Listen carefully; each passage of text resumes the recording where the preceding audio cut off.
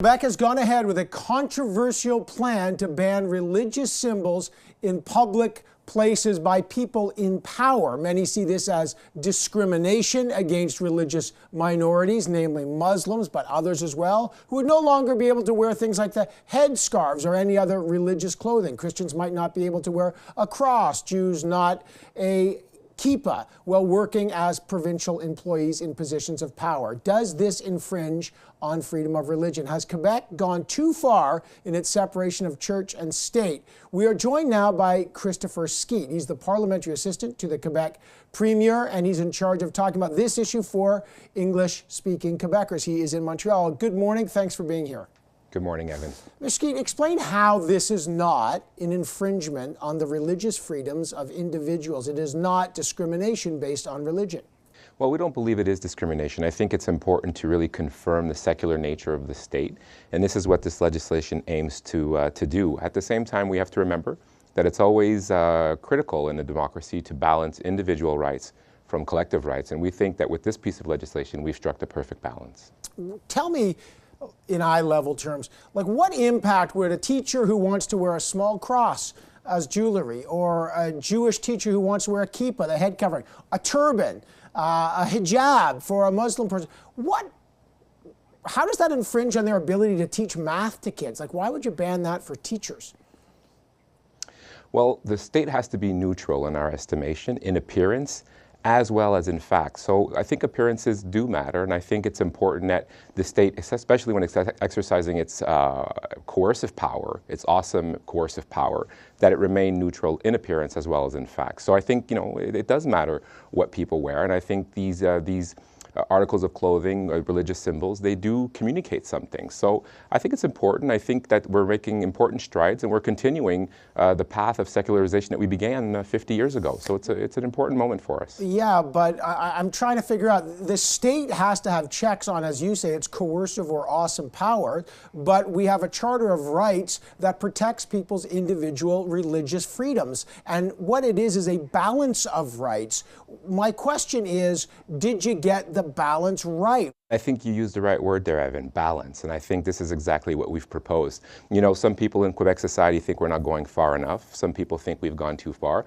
For us, it was a question of making choices. The choices weren't easy. This is something that we've been discussing in Quebec for over 12 years now. So it's important that we put this behind us so that we can focus on the economy, on healthcare, and on jobs. I really do think we've struck the right balance. But I think, to be fair, if you had the right balance, if you're really confident you had the right balance, your government wouldn't already say you're going to use the notwithstanding clause, which makes it impossible for the minority groups who are wearing these religious symbols to be protected from what they view as the tyranny of the majority. What justification does your government have to use the notwithstanding clause in this piece of legislation?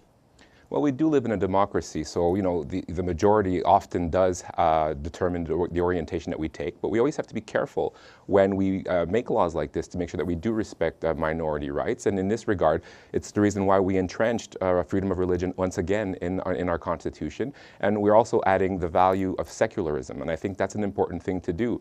Now, with regards to your question about the notwithstanding clause, there's nothing unconstitutional about what we're doing, since it is in the Constitution that we have this ability. So I think the framers of the Constitution were right in their desire to say, there are times when a society needs to make choices that need to consider collective rights as opposed to individual rights. But is this an abuse of it? One of those times. The concern is you're abusing the right.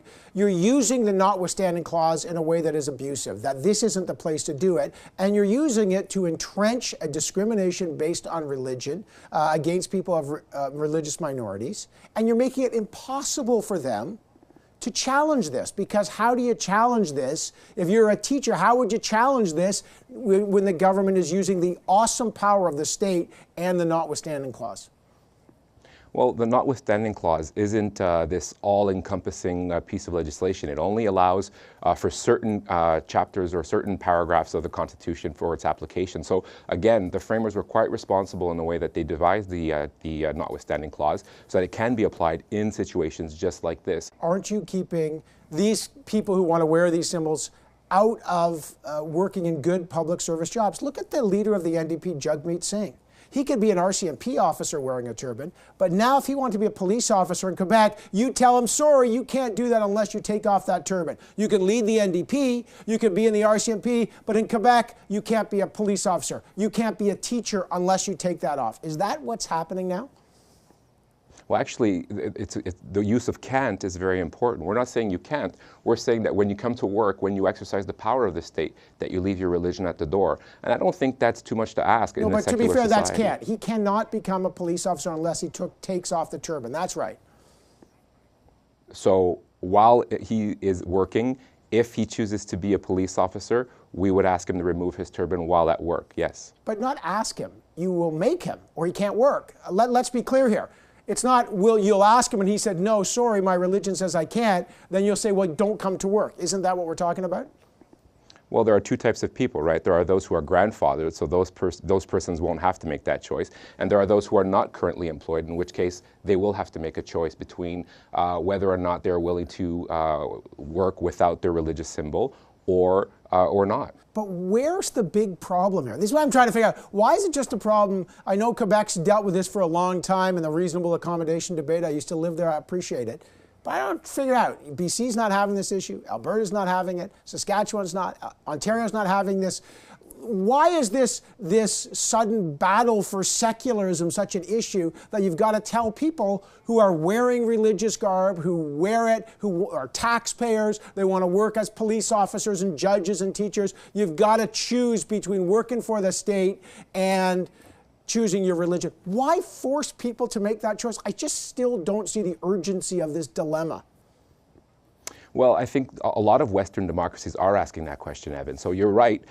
When we look at other provinces in Canada, they may not be discussing it the way that we are. But when you poll Canadians, they're not that far off from what we're saying, especially the English community in Quebec. The polls are pretty much similar. So whether or not the other provinces should be having that debate, I'll leave that to the other parliament. Is your government open to change? Could you loosen restrictions? Could you actually tighten them as the debate over this legislation continues? There is a consultation period, and we're also looking to get support from other parties. I wouldn't close the door on anything, but to be honest, I think we did strike a good balance here, and we're going to try and make sure that we can get as many people on board as possible. But at the same token, this has been going on for a very long time. We're really eager to talk about the economy in Quebec. Well, every federal leader has condemned what your government's just done. Everyone, the Conservatives, the NDP, and the Liberal, and the Green Party. They've all said it's the wrong way to go.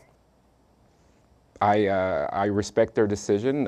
Fortunately, Quebec has the ability to legislate in this matter, and we invite people to have a calm and sober debate about it. And I think it's an important thing for democracies to have vigorous debates. So, you know, I welcome their points of view, and I'm definitely receptive to their points of view. And let's have a discussion. Let's talk about the role that religion should have in our state, if any. All right, Mr. Steele, I've got to leave it there. I really appreciate you joining us today. Thanks so much. Thanks a lot, Evan. I'm happy to be here.